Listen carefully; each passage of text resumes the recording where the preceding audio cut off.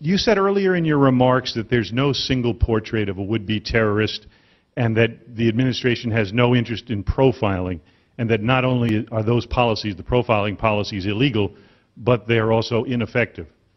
Common sense tells me that in most of the cases since 9/11 that we've made arrests, it wouldn't be profiling to discover that most of the suspects or the convicted parties have been men typically under 30 or under 35, often Muslim.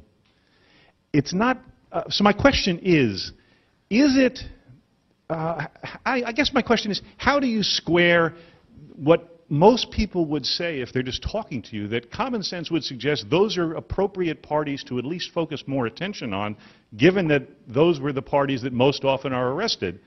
Not to say that all men under 35 who are Muslim are suspect, not at all. But I guess my question is, why wouldn't the department focus more of its attention on that category of individual who's turned up most often as the suspect? Well, because you're not using good logic there. You've got to use actual intelligence that you receive.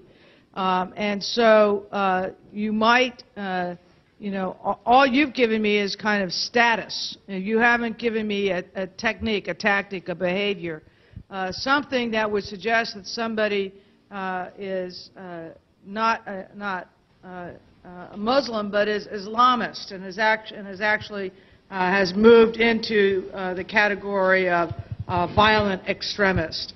Now, we have ways to make, you know, some of those cuts, and they involve the intel that comes in, the analysis that goes on. For example, we oftentimes for travelers entering the United States,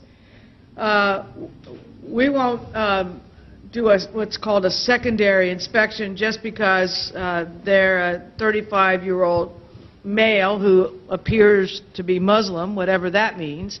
But we know from intelligence that if they have a certain travel pattern over a certain period of time, that should cause us to ask some more significant questions than if they don't.